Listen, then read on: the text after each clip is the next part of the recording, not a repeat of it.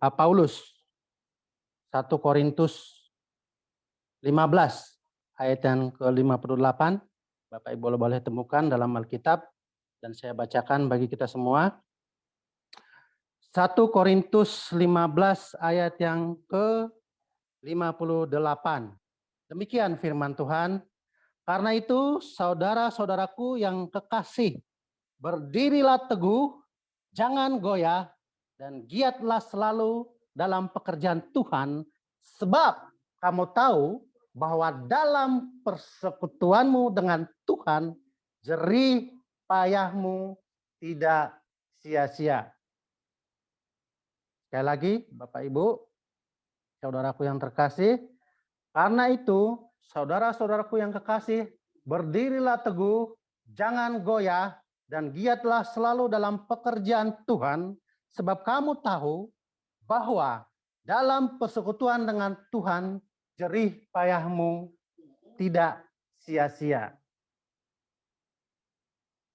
Temanya, bersama Tuhan, jerih payahmu tidak sia-sia. Itu tema firman Tuhan pada malam hari ini.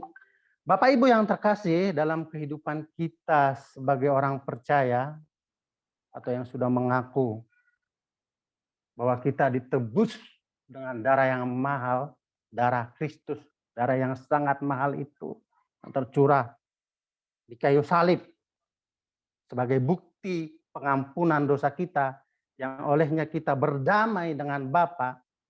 Ada kalanya, ada saat-saat tertentu, ada masa-masa tertentu, kadang-kadang kita gak semangat, Bapak Ibu, saudaraku. Lelah, sedih. Kadang-kadang sebagai anak Tuhan juga kita merasa sepertinya kita berjalan sendiri gitu. Bahkan pada titik yang terendah itu, kita kadang-kadang frustasi dalam mengikut Tuhan, dalam melayani pekerjaan Tuhan, dalam kehidupan kita di tengah masyarakat, di tengah lingkungan, di tengah keluarga, dalam kehidupan kita, menjalani hari tua kita, kadang-kadang ada terselip, atau kadang-kadang ada pada titik-titik tertentu itu kita akan mengalami sebuah masa-masa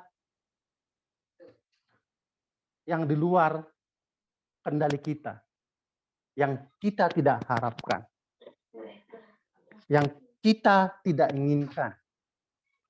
Bapak Ibu yang terkasih, Paulus menuliskan surat ini kepada umat Tuhan di Korintus pada saat itu, di abad pertama sebelum Masehi dan sesudah Masehi. Kota Korintus itu sudah ada ya, dan Korintus itu diperbaharui di sekitar tahun 40 Masehi. Jadi itu sudah masa, itu Korintus itu di masa Kristus itu sudah eksis. Dia adalah sebuah kota besar, ya mirip-mirip kayak model Jakarta lah ya. Ilmu pengetahuan berkembang, pendidikan berkembang, pengajaran, bahkan maaf kata prostitusi pun berkembang. Sehingga Paulus mengambil suatu keputusan untuk menuliskan sebuah surat kepada umat di sana untuk menguatkan, meneguhkan umat Tuhan di kota Korintus pada saat itu. Sehingga lahirlah surat 1 Korintus dan 2 Korintus. Itu untuk menguatkan, meneguhkan umat Tuhan di sana. Dan surat ini pun berlaku dalam kehidupan iman kita, dalam kehidupan kekristenan kita, Bapak Ibu yang terkasih. Surat ini juga menguatkan, meneguhkan kita. Dikatakan di sini. Karena itu, berdirilah teguh, jangan goyah, dan giatlah selalu dalam pekerjaan Tuhan. Sebab kamu tahu bahwa dalam Tuhan, persekutuanmu, jerih payahmu tidak akan pernah sia-sia. Garis bawahi, Bapak Ibu yang terkasih, apapun yang kita lakukan di dalam Tuhan, itu tidak akan pernah sia-sia. Ada 3 poin yang mau saya sampaikan dalam kesempatan malam ini mudah-mudahan waktunya cukup. 3 poin. Yang pertama, mari kita garis bawahi, giatlah selalu dalam pekerjaan Tuhan. Kata giat itu dalam bahasa Yunaninya disebut perisio. Arti harafiahnya itu sangat berlimpah dalam kualitas dan kuantitas. Lebih mengarah pada ajakan untuk tetap bersemangat. Giatlah selalu. Kolose 3 ayat 23 itu mencatat, apapun yang kamu perbuat, perbuatlah dengan segenap hatimu seperti untuk Tuhan dan bukan untuk manusia. Artinya apa, Bapak Ibu yang terkasih, dalam melayani Tuhan, kalau kita melihat manusia, kita akan kecewa, Bapak Ibu. Kalau kita melihat sekitar kita, kita kecewa. Bahkan dalam satu sisi, ketika kita melihat suami kita, melihat istri kita pun, mungkin bisa saja kita kecewa. Tapi ketika kita pegang firman Tuhan, apapun yang kamu perbuat, perbuatlah dengan segenap hatimu seperti untuk Tuhan dan bukan untuk manusia. Jadi sentralnya itu adalah Tuhan, bukan manusia. Sehingga apa? Sehingga kita sukacita melakukan persekutuan kita dengan Tuhan. Dalam komunitas Karo Berdoa, kita tidak melihat, cuman sedikit yang kumpul, anggotanya banyak, tapi karena kita tidak bisa melihat itu, Bapak Ibu. Tapi kita lihat Tuhan, bahwa ada sesuatu perkara besar yang mau Tuhan kerjakan melalui komunitas ini. Ada sesuatu yang Tuhan taruh di hati kita.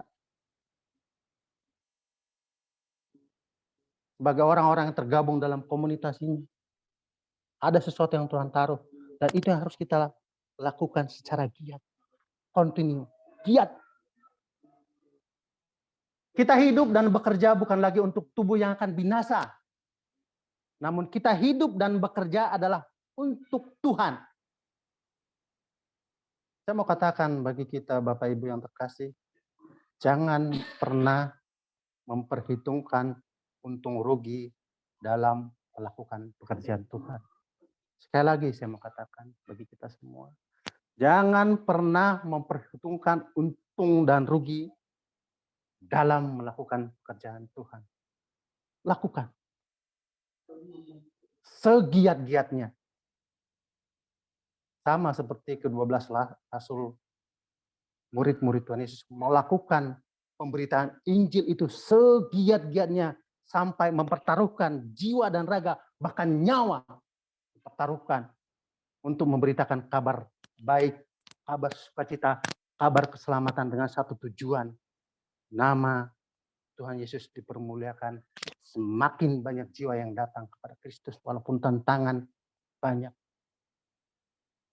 Bapak Ibu yang terkasih, mau sampaikan bahwa ke-12 murid Tuhan Yesus hanya satu yang Tuhan karuniakan umur yang panjang, Yohanes. Sisanya Bapak Ibu martir. Ya, tidak semuanya kita akan martir. Martir itu kasih karunia Bapak Ibu. Tapi kalau Tuhan katakan kita martir, ya diterima. Tapi tidak semuanya. Itu kasih karunia. Kemarin hambanya menyampaikan ada 5 jawatan kan. Enggak semuanya kita miliki, hanya Kristus yang memiliki kesempurnaan jawatan itu. Masing-masing kita dikaruniai hal-hal yang berbeda. Oleh karenanya, apapun yang Tuhan karuniakan bagi kita dalam pekerjaan Tuhan, dalam melayani pekerjaan Tuhan, mari kita lakukan dengan giat. Dengan penuh kualitas dan tetap bersemangat. Yang kedua, Bapak Ibu, poin yang kedua, kita garis bawahi. Poin yang kedua itu kita garis bawahi. berdirilah teguh, jangan goyah dalam mengikut Tuhan. Sekali lagi, berdirilah teguh, jangan goyah dalam mengikut Tuhan. Ini poin penting Bapak Ibu. Di tengah situasi saat ini, ada banyak pengajaran, ada banyak paham-paham dengan keterbukaan informasi, keterbukaan teknologi, dengan keterbukaan informasi yang kita terima setiap saat, ada banyak mempengaruhi cara berpikir kita, pola pikir kita. Tapi Tuhan katakan pada malam hari ini, berdirilah teguh, jangan goyah dalam mengikut Tuhan. Dalam bahasa Yunani itu disebut hedraios. Arti harafiahnya adalah tetap berada dalam satu posisi terus-menerus, tidak bergeser, tetap tenang, tetap berada dalam posisi yang setia, tetap berada dalam satu posisi yang tabah. Tidak gampang diombang-ambingkan oleh pengajaran apapun. Tapi sentral kita adalah firman Tuhan. Kita kokoh berdiri di tengah kebenaran firman Tuhan.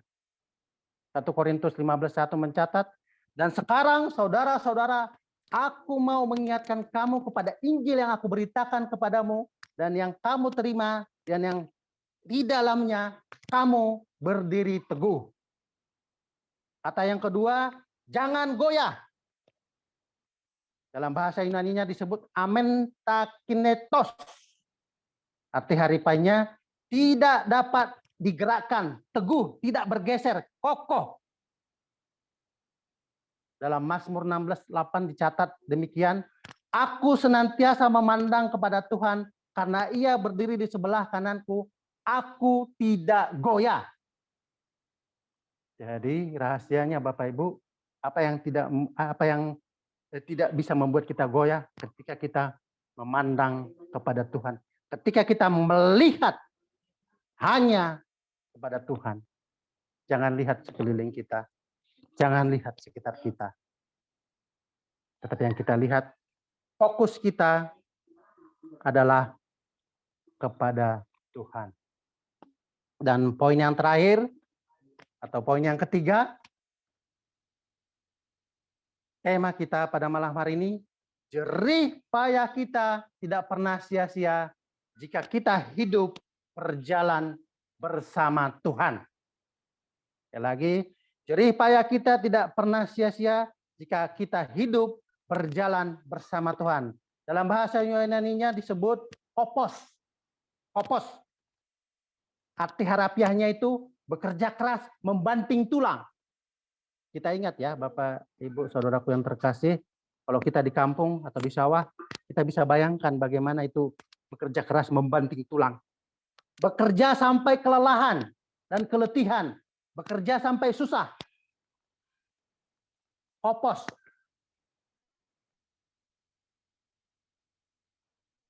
Jadi apapun yang kita lakukan bersama dengan Tuhan, tidak akan pernah kembali dengan sia-sia. Terlepas apapun yang kita lakukan Bapak Ibu. Sekecil apapun tugas yang kita lakukan dalam pelayanan. Mungkin di gereja kita hanya nyusun-nyusun bangku. Mungkin hanya menyapu. Mungkin hanya membereskan peralatan. Mungkin hanya hal terkecil. Duduk, diam, berdoa. Itu pun akan Tuhan perhitungkan Bapak Ibu. Kita tahu tokoh-tokoh besar, bapak-bapak gereja kita, tokoh-tokoh besar di Alkitab, dia melakukan step by step Bapak Ibu. Yosua, kita kenal sebagai abdi Musa, pembawa senjata. Dan akhirnya dia naik jabatan jadi intel, masuk dalam 12 pengintai. Dan selanjutnya diangkat menjadi perwira, dan akhirnya memimpin bangsa Israel masuk ke tanah perjanjian. Demikian juga dengan Daud.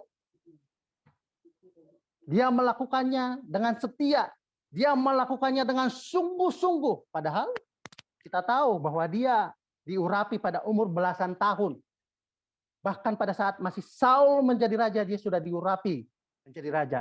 Tapi untuk mencapai raja sesungguhnya, dia butuh kisaran puluhan tahun, Bapak Ibu.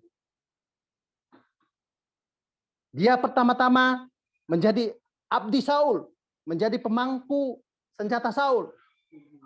Lalu diangkat menjadi kepala 100 pasukan, 1000 pasukan, sehingga dia jadi panglima memimpin pertempuran. Dia melakukannya dengan sungguh-sungguh, dengan kerja keras. Dan itulah yang Tuhan inginkan, Tuhan kehendaki dalam kehidupan kita. Percayalah bahwa apapun yang kita lakukan pada hari ini, Tuhan akan perhitungkan. Apapun yang kita lakukan pada hari ini tidak akan pernah sia-sia di hadapan. Sebuah kesaksian singkat, Bapak Ibu yang terkasih. Mungkin saya sampai di posisi ini, saya mau ceritakan bahwa bolang saya di sekitar tahun 80-an sampai 90-an adalah seorang yang sangat-sangat rajin ke gereja, Bapak Ibu. Dia pertua sebuah gereja di kampung. Mau hujan, mau panas, mau terik, dia akan berangkat. Padahal di zaman itu tidak seperti sekarang, Bapak Ibu. Dia berjalan puluhan kilometer hanya untuk sampai di gereja. Dan dia itu lakukan setia. Dia lakukan setiap hari Minggu. Dalam setiap kegiatan-kegiatan ibadahnya. Dia ikuti, Bapak Ibu. Dan mungkin, bukan mungkin ya, tidak ada yang mungkin. Dan itulah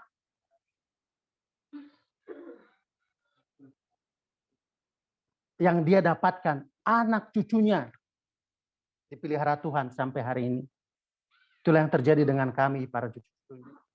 2 Timotius 4 ayat 8 mencatat, sekarang telah tersedia bagiku mahkota kebenaran yang akan dikaruniakan kepadaku oleh Tuhan, hakim yang adil pada harinya, tetapi bukan hanya kepadaku, melainkan juga kepada semua orang yang merindukan kedatangannya.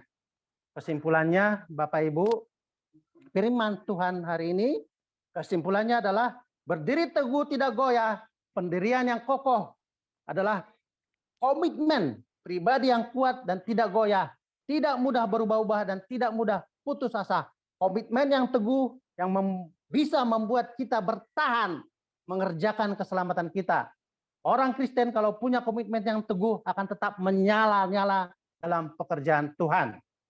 Giatlah dalam pekerjaan Tuhan, melakukan sesuatu lebih dari biasanya, lebih yang dari minta. Kita bisa berikan berlimpah-limpah, melakukan segala sesuatu dengan istimewa, memberikan lebih dari yang diminta, lebih dari standar, lebih dari tuntutan atau standar basic. Lebih dari itu, berarti apa yang kita berikan adalah sesuatu yang terbaik, good, best, excellent, perfect. Itu yang Tuhan inginkan dalam kehidupan kekristenan kita, Bapak Ibu yang terkasih. Demikian yang bisa saya bagikan dalam kesempatan malam hari ini. Kiranya firman Tuhan ini boleh menguatkan, meneguhkan kita dalam mengerjakan keselamatan kita, dalam kehidupan kita berkomunitas di Karo Berdoa ini. Kita tunduk kepala, kita berdoa.